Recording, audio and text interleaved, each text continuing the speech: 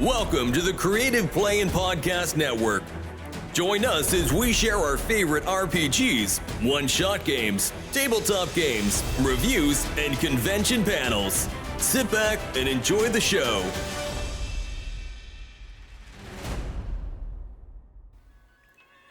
Hi, this is Kelly, aka Trixie from Ragnarok and Roll, a Sign to Ragnarok story, and Tilda Wimblewick from D&D Journey of the 5th Edition.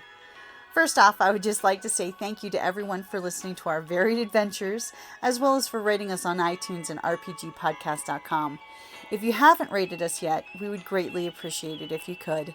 And if you're looking for more ways to support our efforts, we are now on Patreon, a great site where you can help us continue making more podcasts, as well as some special surprises for our patrons. If you can, please look us up at www.patreon.com/cppn. Every little bit helps. And again, thank you for listening. Alrighty, well, I guess since I'm talking, I'll moderate. You might as well. On the rare occasion when I'm moderate. Okay, this is a panel on viruses, fungi, and zombies, historical and fictional plays, how they affect civilization and small talk. So let's start, I think, with going down the table and introducing ourselves. And let's start at the far end. Bruce. Naturally. Yeah, of course. Hi, folks. I'm Bruce Wiley. I'm the resident zombie. At least I feel that way this morning. No particular reason why I'm on this panel, just that they think they wanted a fourth person to sit on it. And which, I'm one of those lucky people who can actually pretty much talk about anything. It almost makes sense. But, we've been... Yeah, I'd like to welcome you to a panel about probably the most overworked trope in science fiction and fantasy today. And it's the zombie apocalypse.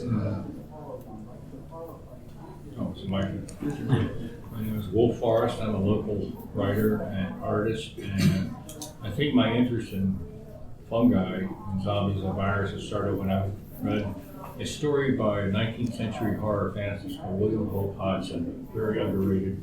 And he wrote a story called A Voice in the Mist, which is about a derelict boat that becomes encrusted with this fungi-like material, and all the people on the boat succumb to it. It was actually made by a Japanese company in 1963 called Matango, Attack of the Mushroom People.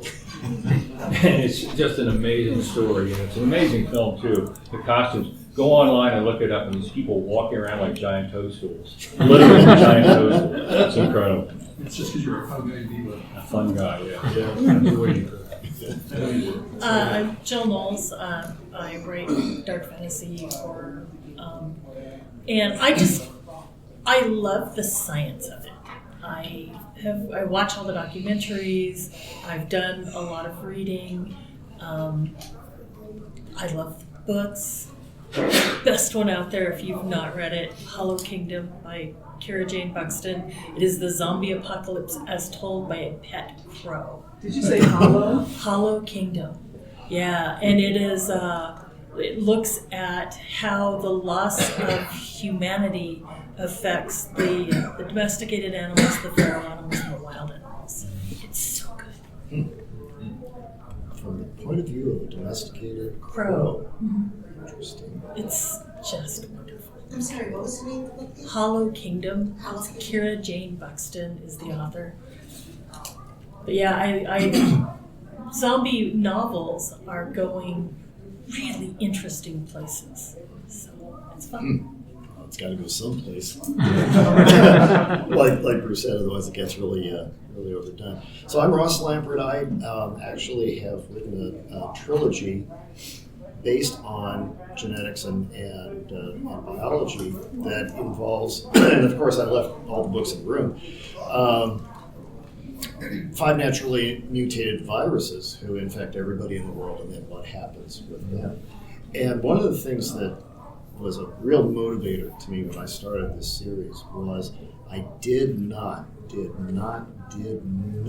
want to do yet again the mad scientist story who creates this whatever and inflicts it on the world because they're getting revenge on something. I'm so tired of that.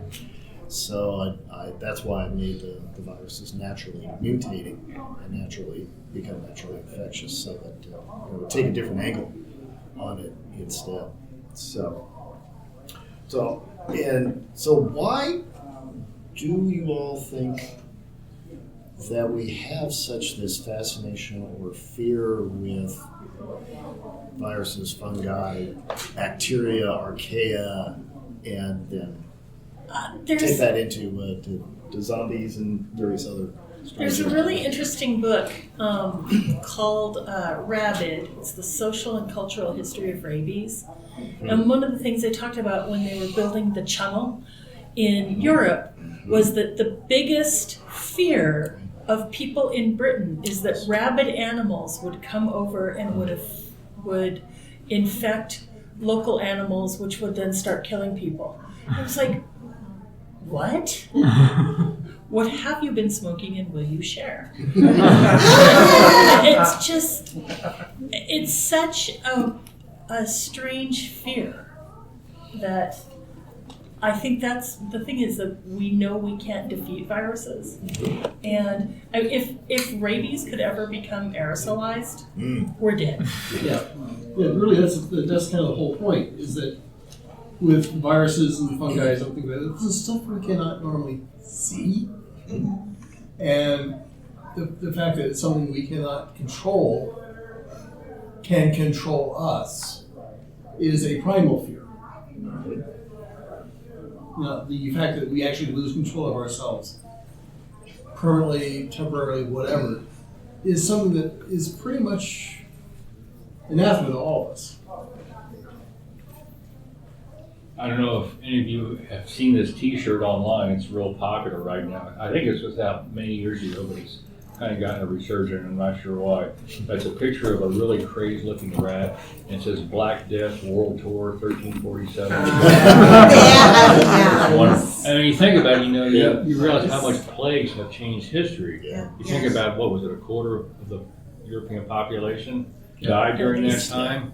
And even Sir Thomas More's 1516 book, Utopia, which is where we think of the perfect society, the perfect world, is based on the fact that a bunch of rich people have moved to an island to get away from a plague that's spreading across Europe. And it's the perfect society, but everyone has to conform to the same sort of dress and mode and behavior. And as we all know, a utopia is impossible, but the utopia, dystopia, discord is really the two sides of the same coin. Yeah.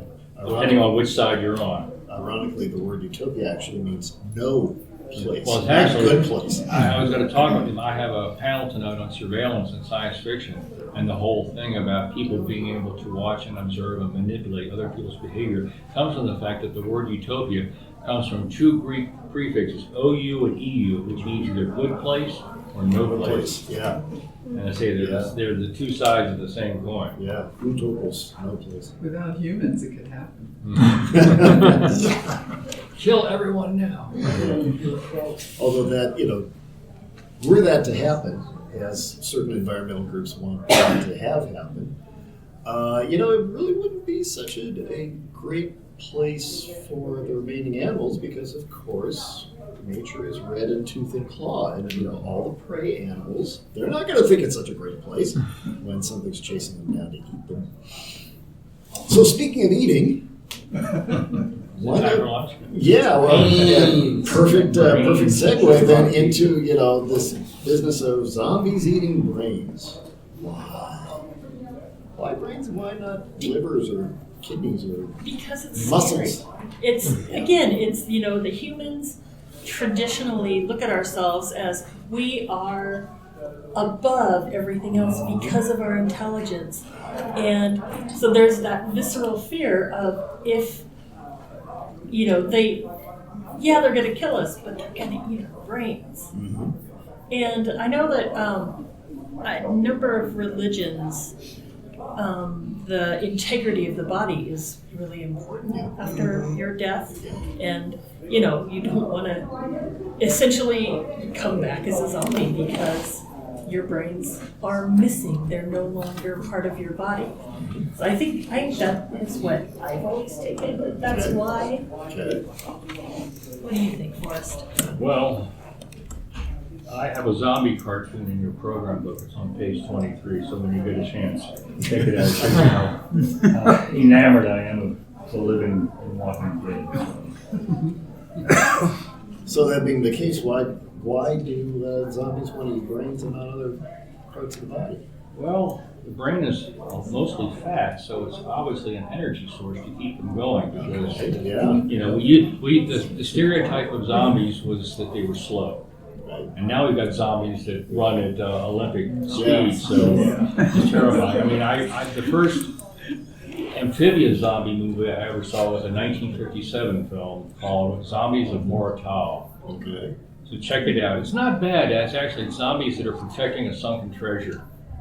And they can swim, but they say they're amphibious, so they can walk around on land too. And then there's that, what is that Nazi film that came out in 1977 about amphibious zombies? Shockwave? Something like that. God, I can't remember now. What But did Sir anyway, that's the Francis second Stein? amphibious zombie movie I ever saw. That's pretty cool. Now we can get flying zombies. They're really in business. Yeah. Everywhere there's no place to hide. Pterodactyls. Yeah.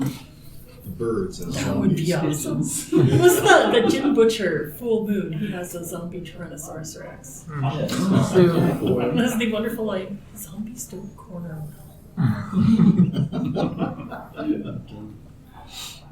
I think a lot of things is borrows into the historical aspects. I mean, we're still kind of halfway in the midst of a pandemic now. When you look at the historical aspects, how many ever heard of the Great Flu Pandemic of 1918? Okay. For those who are probably not that familiar with it, right after World War I, a little bit during, but and a lot of people had the speculations it's because all the bombing and digging in Europe released, pathogens into our systems and been buried for millennia, and suddenly it came back and hit us hard. That's one of the theories, at least, that's been running through. And you see patterns of behavior. Mirroring today what we did back then. Yes. Oh, this isn't anything serious. No, I'm not going to wear a mask. No, I'm not going to get a vaccine. No, I'm not going to isolate. I'm going to carry on with my life just the way I want to. Okay. Did we not learn? The answer is, of course, no, we did not learn.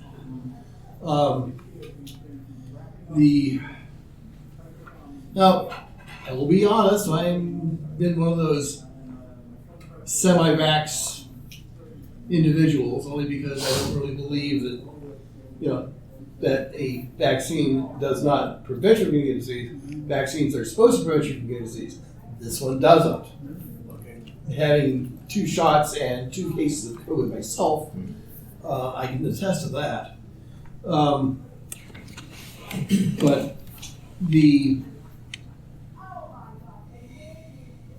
rehashing of history is a lot of it. There was a couple of decent books.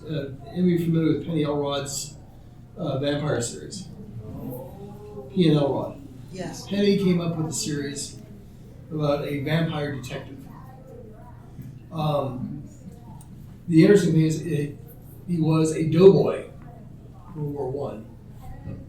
And this all happens just prior to World War II. And it was really interesting how they, going back into the history and talking about that kind of situation. Where I'm going with this, I'm really not sure. Which is what I'll do frequently. Anyways, in a panel with me. But rehashing of the history is kind of, how much more do we have to do before we actually start getting a message across? Who here has seen magazine articles or little blurbs about, they're finding new viruses in the permafrost of Russia. Yes. You Oh know my what? gosh. I've seen that movie. It does not go well. Oh God, yeah. I was just thinking, because I made a note here, Jonathan Mayberry's V on Yes. Netflix, that's how that happened. They went there, dig something up they didn't want to. And the people were infected, like they had this they were vampires in a way, but they were really fast and they could come out in the daytime and, yeah, I thought that was really pretty cool. And viruses can live a long time.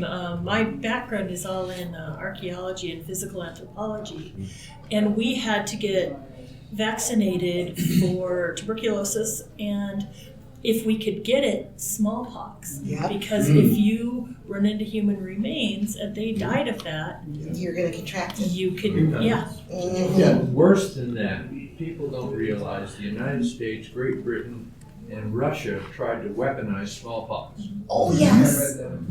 And the United States and Britain stopped, Russia did not. And they have a repository of smallpox virus in a place called Kosovo. Yep. And it's weaponized.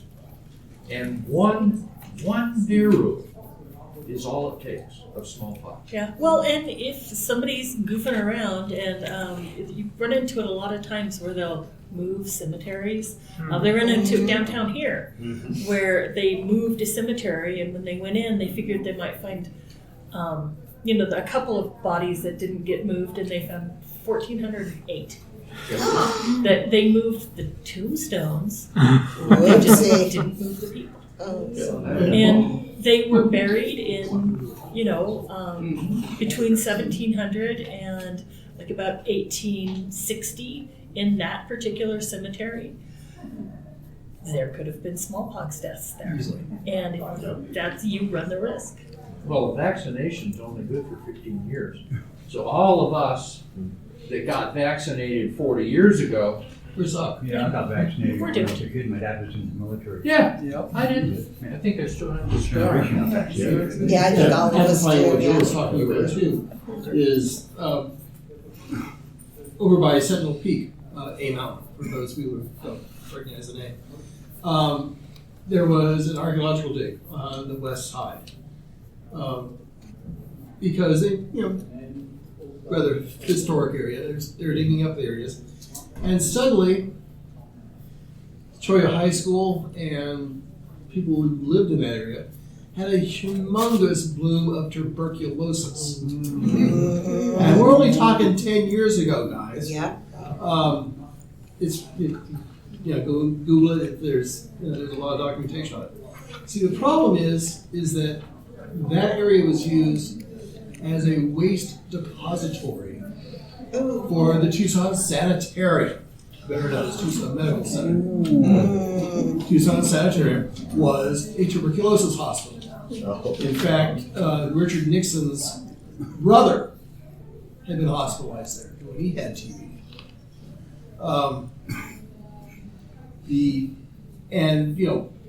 You have medical waste, you've got to do something with it. You can't just burn it because that just puts it in the air. There are places in Scotland that are no dig zones because they're burial mounds for the plague. Ooh. Okay. There are, so this stuff is just, the biggest fear I have is someone's going to wind up unearthing something absolutely horrible, and we're going to be in a bad shape because we haven't learned from this pandemic yet either. Well, nobody heard of Ebola, Yeah. 30 years ago. When you start cutting down rainforests and going into areas where humans, it may be endemic in primates and other species, it may be not fatal to them, but once you do a zoogenesis and it transfers to the human population, you've got real issues because there's no precedent for this. Bubonic plague is endemic in much of the Pacific Northwest, and I think it's starting to come down into. And in New Mexico. Yeah. New Mexico. The deer mice carry it. A good friend of mine actually contracted it about 20 some odd years ago. And she had gone to an SCA event in New Mexico and got bit by a flea. She's incredibly tasty to fleas for some strange reason. I was stationed in Dugway, Utah, chemical biowarfare test center, and there were test grids, anthrax spores, anything that went in there stayed. Nothing came out of those test grids. I think Jim had a. Wuhan Labs in China has a variant of COVID that has a transmission rate that's 10 times that of COVID-19 with a mortality rate of 60%. This is Stephen King's The Stand. And it exists. I'm sure. And we have to trust them not to make a mistake. Well, a hematologic form of smallpox is 95% fatal. Well, pneumonic plague. If you, that particular morph is. So of course I use that in one of my books to create discovery. Sure. Yeah. Weaponized syphilis. Yeah. Shows you Yeah, but now syphilis is showing up. You know, if it's not caught early, it's like 2%. And worse. Senior citizens. There's I just read a study. There is a village in South America, in Peru, I think, because everything cool comes out of Peru. But where rabies has apparently, there's like a mutated version that doesn't kill, and so half the population of the village has survived rabies. They have the antibodies for it, but they were never vaccinated. They were never ill. Interesting. I know. I'm watching that one. Oh, yeah. I've got that one bookmarked. Yeah, Joe. I have a question.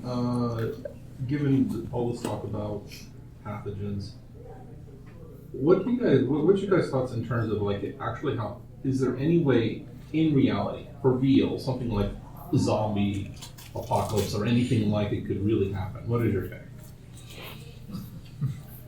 There's so many biological problems, if you will, with a revenant, basically, a dead body that is mobile and is able to move around. Where does it get its energy source? If it's Brains.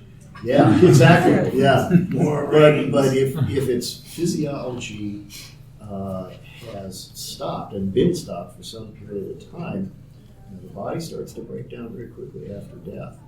So how do you get a functional body after some period of Rabies. If you have, I was thinking, again, one of the cool things about rabies is hydrophobia. Yeah, you're sounding like Shannon McGuire. Sorry, it's such a cool topic.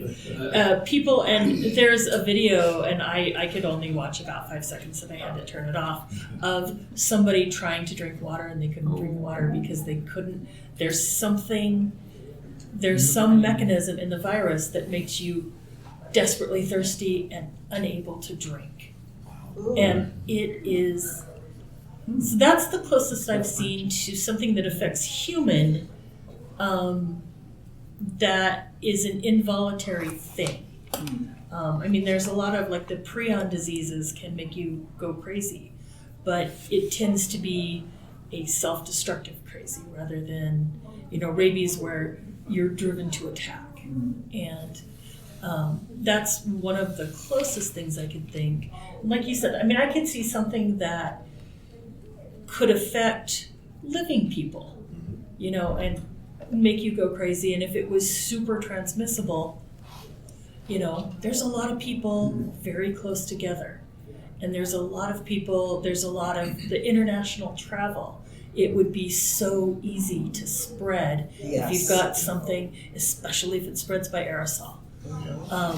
So I think 2020 gave us that example. Yeah, I think there's certainly potential for it, but there's also a lot of guns available, and putting somebody down that had something like that is certainly doable. But yeah, it's a matter of it would have to spread too fast for any kind of mobilization against it. So I think that's kind of the only way. Yeah, that was basically the thesis of my series of books, is by the time you discover that there's a problem, everybody's already infected because the initial 4 of the 5 viruses didn't produce any. Shannon McGuire's Yeah. Feed series, which is excellent if you've not read it, it's the News Flesh, is that anything over 80 pounds will end up becoming a zombie after they're dead. And she kind of hand waved away the dead and alive thing. Minor details. But yeah, there is a zombie moose in one of her books. That is something to see. Did you see the zombie moose? Yes. Anything over 80 pounds. I know. People on a diet. So as a follow-up, so let's say it doesn't have necessarily, they're technically a zombie, which they're dead, but maybe like they're kind of sort of like semi-brain dead, where they're no longer, thinking. The ants. What? Yeah. That was actually covered in the Black Tide Rising series by John Ringo, where some nutcase decides to weaponize a rabies vaccine or a rabies strain with, by crossing it with a flu strain, making it incredibly virulent. And it's spread through aerosol spritzers in airports. Where you have people like walking to John, getting dosed, and 72 hours later, it has eaten their brain away. That's the only thing that's destroyed their upper consciousness. But the rest of the body is functioning. And, it was shown that is feasible. Possible, I don't know, at least feasible. That this is entirely a strong possibility this may happen naturally or not. And it is scary, the fact that, again, that's a whole lack of control. Fear. Well, the thing is with them digging, going back to Antarctica, we don't know what type of viruses, we don't know if it ever encountered humans, if we encounter a virus that is symbiotic, where it won't kill off its host, but live within its host. And still, that's going way off the realm, of possibilities. It really comes down to whether the viruses, the surface proteins that actually connect to, right, if the human they can proteins, connect exactly. to a receptor on a human cell, right? If they can, but even then, if, as you were saying, if the virus is able to get into the human cell and replicate, that doesn't necessarily mean it's dangerous. It may just live there, and our genes already have lots of viral genetic material. Well, the thing is, Antarctica has been under ice for over 4 million years. Exactly. We don't know what's underneath there. We don't know at that time. I think it's been longer. I think maybe 30. I don't know about Antarctica, but certainly the Arctic, northern Canada, Alaska, right. Russia, that area, that's where, there's a lot of archaeological research going on, and the permafrost is melting, and so well, the Russians went to Lake Vlasic and started drilling down there, and that's the whole thing. You mess with something not knowing what's there, but that's a chance you take when you do archaeological research, also. Yeah, we do that. Well, and I just read a study on I think it was the hawk moth caterpillar, where if you touch them, their pairs are toxic, and it causes your cells to explode. It's very painful. Ooh. And so scientists were like, we've never seen anything do this. And what they found is that a couple million years ago, a precursor to the hawk moth got infected by a bacteria, and that's one of the things bacteria do. Yeah. And it just made a home there, and it's been passed along, and that's why is because of this bacterial DNA that got mixed in, and that's how you get superpowers. we got a question way back. Well, I spent 3 years of my life in salmon, so in the raw side. seen some of this. I've also been Define what USAMRIID is. USAMRIID, U.S. Army Medical Research Institute for Infectious Diseases and Thank you. So Or Dedrick. I've been in the room where the U.S. supply of smallpox is. So a couple of things about viruses, they're not alive in the traditional sense and have no metabolism. Some of the first research involved tobacco mosaic virus, and you can crystallize it out, and then basically still infect with it. So, but viruses come, in some ways it's like there's smart and there's dumb viruses. And so a smart virus is measles. I walk in this room with measles, the room is completely empty, and it was 3 days beforehand. And I sneeze and I walk out. We're all in here today, and some of us contract measles because it's a very durable, very smart disease.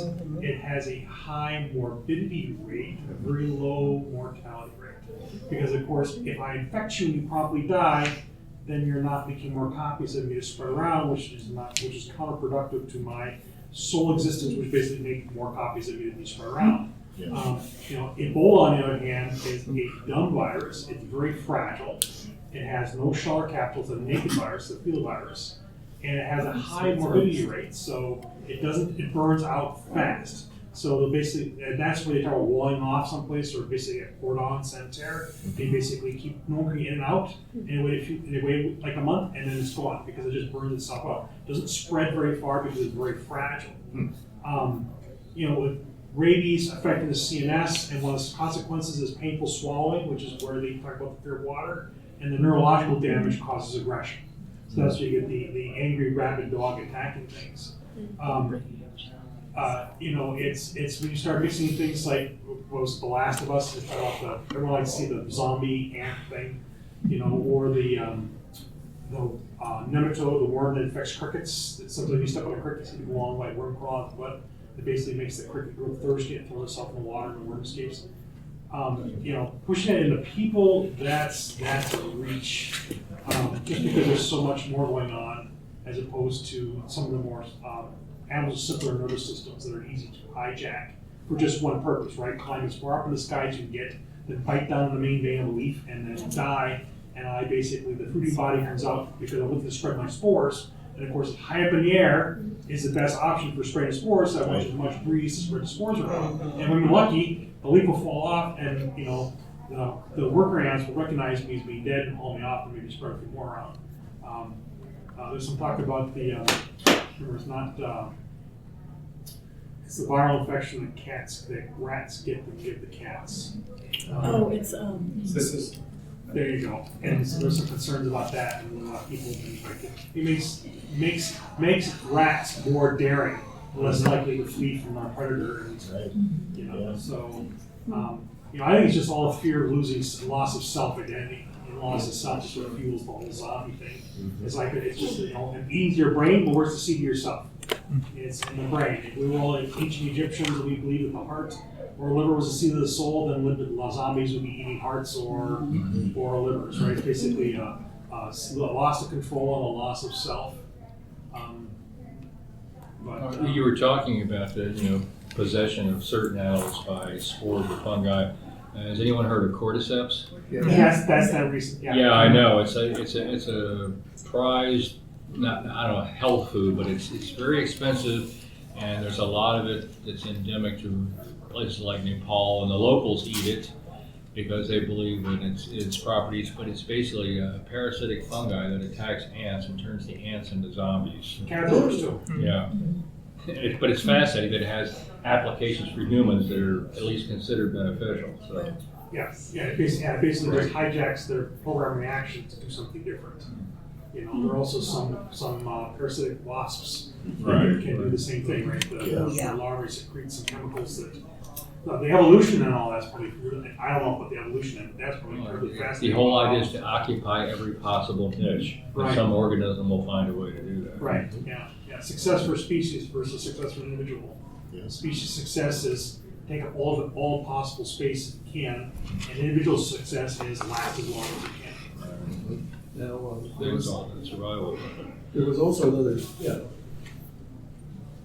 something that's premise that we're digging into the permafrost and such. We're finding viruses and such that maybe infect dinosaurs. Now, what danger is that to us?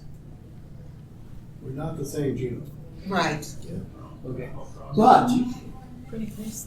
what happens if we destroy the entire lizard population of the world? Exactly.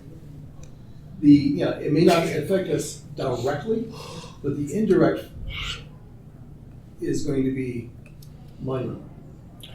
I mean, somebody considers it. We don't know what we're getting ourselves into. Right. Like usual.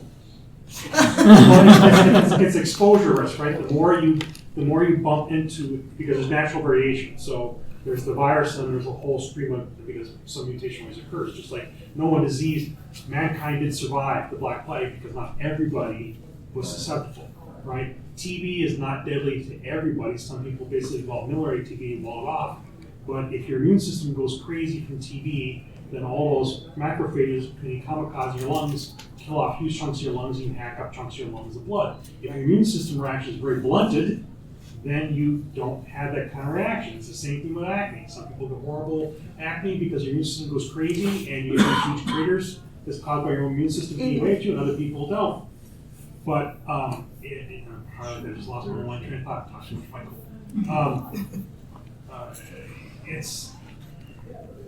It's more the odds, right? Ebola is a classic, or the Lassa virus is, it was endemic in an animal population, and it can cross over into people, and it might do like an infect once kind of deal and not go very far. We talk about the plague, and if you go to Botanicon, they've got the rat, but also his girlfriend for hantavirus, right? It's an opportunistic disease. We call it zoonosis. And the concern, of course, is the zoonosis, just that one off strain finds out it can successfully reproduce in people, and then you've got a new disease. So when we look with animals, and a classic for people to deal with small non-human primates, especially green monkeys, which spend a lot of time in labs, is the monkey bee virus, right? Which is a venereal disease in monkeys, but it's fatal in people. And we're always kind of concerned that's what it is. And occasionally animal handlers get it. The monkey bee virus, you have to take a cyclovir for the rest of your life, or you'll basically die from it, and you'll pass it on to everybody else because you transmit sexually. But it's that chance where you're bumping that one up because people encroach on more habitat.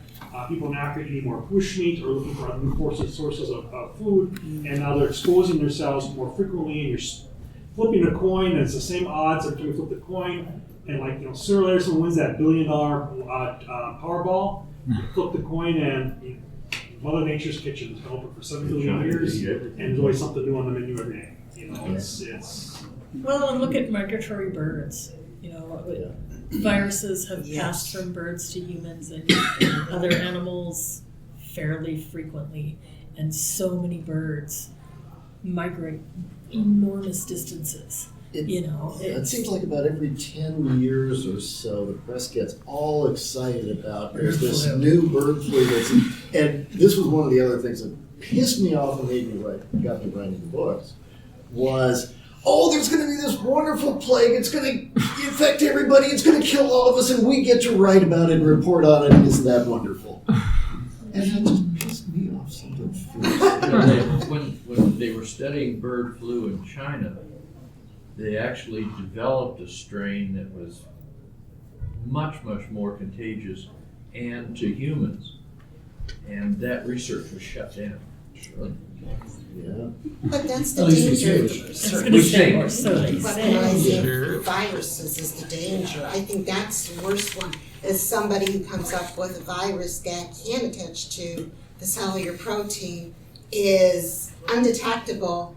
Like you said, we travel all over the world, and then the next thing you know, everybody's traveling, and you're so behind the game. Yeah. I think that's the scary part. Yeah, and that's, unfortunately for us, that's always been the case, and probably always will be the case. So it's a matter of how quickly can you respond before things get really out of hand. Yes, ma'am.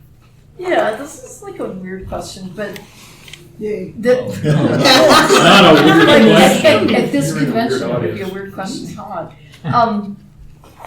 Do we think that it's better that research was shut down, or would it be better if some things were just let out and people develop immunity and No. I mean, that's the population you're going to kill, but eventually, like we're going to adapt. Oh, you mean like Might be a bunch fewer of us. Well, yeah, Three kind people of. I that mean, left. Well, the majority of the research that is done with is biological warfare. Unfortunately, there's countries that have not adhered to the accords. So you don't know what's being released. You don't know what kind of genetic work they've done where you can't stop it. That's the danger.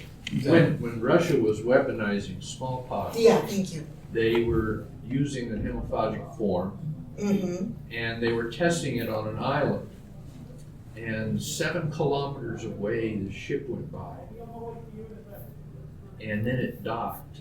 Oops. And they were able to catch it in time, but it was very close that it nearly got away from them. Yeah. That's when they stopped doing all the research, but they never destroyed their stockpiles. Exactly. Doing research is all fine and good. The only problem is it leaves yourself wide open for that one chance it's going to get loose, and you're going to wipe out a population. And that is the inherent danger of it, is that once it starts, we are not going to be able to stop it. Right. Bioweapons are crappy weapons for war because they're not infect once, right? If you create a virus that infected only once, then you got a good weapon. But like you said, once it's go where people go, the virus goes. There's an island, it's in the UK, and I want to say it's off Scotland, but I might be wrong, where they had an outbreak of mad cow disease. And so the whole island has become infected with the prions that cause it. And it is, you cannot visit it. They had, everybody that lived there had to be, once they quarantined them and they knew they weren't infected, were evacuated, and the British government just, it's a no-go zone. And it never, probably will never be able to be cleaned. I'm just wondering why we assume that it would wipe out the entire. I mean, that seems like a big jump. Like, this is a weird thing again, but apparently there is a group in Norway that is genetically immune to AIDS. Now, how they discovered that is like, who knows? But I mean, it's kind of gross because you could think about it as eugenics, right? Like, let's kind of clean up the species and we'll just. Here's the thing, though. I don't know how we know that something would wipe out the population. Are you willing to take the chance that you're the one that's going to die? That your kid is the one that's going to die? You're okay with killing your kid? Yeah, I mean, that's why people don't do it, is just because the Black Death was what, 30% of the population was it? Almost a third. Look at what happened in this country after the 1490s. Many populations of Native Americans were completely wiped out by disease without ever having seen a white man, because it spread that quickly and was that deadly. It just, there's pretty good evidence that 80% of the population, Native Americans in North and South America, were wiped out after 1490 because of smallpox. Well, the thing is, they did give us tuberculosis, but not the same. In the Pacific, measles, 80% die out. Yeah. Joe, with you. Well, I have a question that's different from the whole virus thing, kind of more on the zombie theme. But it's kind of sort of vaguely related in terms of mutations, but so the whole zombie thing kind of started off with kind of like this kind of classic image of a zombie, slow moving, eats brains, and then it keeps evolving. They get sprinter zombies and like saying like swimming zombies or something. How where do you think this is going in terms of yeah, I mean, of course. Why not just embed chloroplast in zombie arms so they can be photosynthesized and get their energy? Hybrid zombies. Leave our brains alone. Temporarily, We haven't touched on fungus much, but what they're finding is that funguses will often, they're so prevalent underground that there are trees that, like this tree doesn't get enough light and this tree does, and there's a fungus that grows between them that will then supply this tree with the energy it needs until it can grow big enough to get the light. And that I've seen that there's a wonderful book called Entangled that kind of looks at that, and in some ways all of the plants on North America can be considered one superorganism. You know, we know so little about fungus and what it can do and how it works that's really fun to do the research on. Moss in Canada, it's like a multi, the Portuguese man of war is comprised of several different a lot of sea creatures working together. So fungus is the new. That's The new virus? Yeah, I mean, it's going to be the thing that, honestly, if anything takes out humanity besides humanity. They're all specialized Yeah. to do different Fungus. things, you know. That would be That'd be cool. There you go. Isn't that the flood inhaler? Possibly. But, that brings up a couple of possibly. What is going to be the next ramification of zombiehood? Is it going to be, diametrically opposite? Suddenly, instead of becoming this mindless killing machine, you become super intelligent. When you get assimilated into the board collective. Thank you. You made my point. Actually, I was thinking of D6-9 with the symbiotic relationship. I forgot what species it is. Drill, yeah. The drill. I mean, we actually don't know. I mean, I think it's just the fear. It goes back to biblical times with the plague and everything, that we're going to turn into zombies. I think it's also a fear of, we've always buried our dead, the fact that we could walk around and not have a brain, not have control of ourselves. Fear, drives that fear. But there's nothing to say that we don't encounter a virus or a bacterial organism that, like I said, does the opposite, gives us superpowers. We've just always been killed off by anything that has been a virus. Or there was a series of, an illustrated series about, with a entity from outer space coming down to conquer the world. Okay. And they find a way to give everybody superpowers. They don't know what the effect is going to be. Mm-hmm. And the main effect is you will be able to be, super fast, super strong, fly, whatever, but only for 1 year, and then you will die horribly. In fact, your body will explode. It depends on what kind of superpowers you get. Yeah, You might want to do it. the series is called Strike Force Morituri. Okay. And it actually carries a lot of these zombie tropes because these people are effectively the infected. Mm-hmm. They have done it to themselves voluntarily, knowing full well that they're putting themselves into anytime within 6 months to a year, I am going to blow up. And so immediately my mind goes to the fact that because humans suck in general, that all of a sudden they know they're going to die in a year, and there's no reason for them to be nice anymore. There's that too. So that anything that was holding them back, which apparently for a lot of people still, without superpowers, they still don't have to be nice, would mean they would just cause havoc on this planet. It would be a good way to get rid of about 80% of I think humans. they talked about that in the TV series called The Boys. Oh, yeah. Yeah, you're right. But this would be more. What was the name of the series that you mentioned again? Strike Force Morituri. Strike Force Moratorium. Thank you. Sorry. Purge in the future. Yeah. All right, well, we're getting close to time, so final thoughts. I got a question for Ross. Oh yes. go At the ahead. very beginning, you mentioned a trilogy. Would Yes. you name that again? My trilogy is The Eternity Plague, and that's also the name of the first book. Second book is Chrysalis, which is a hint at what happens in the second book with just about the entire population. And then the third book is Wild Spread. And they're available in the dealer's area. Thank you. Most of the books. And they're also available on Amazon as e-books. Thank you. So, Bruce, final comments. I think I've said enough. From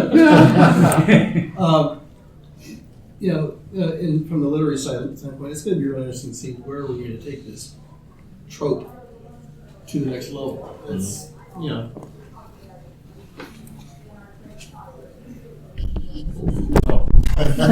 Well, I don't know, the concept of being able to reanimate the dead is, I think, still a ways off, but we thought that way about artificial intelligence 20 years ago, and now it's the asymptotic curve. So I don't think anything is unreasonable to expect. Maybe there'll be a zombie president in my lifetime. Who knows? That's right. I think that the literature aspect of it is wide open. There's so many different things. We didn't even touch animals. I don't know. It's fascinating. It's fun. I hope I don't live to see it. Anything that scares us is the sort of thing that we can write stories about forever. And things we can't control are the things that are the most scary to us. So, those are your writers. Control is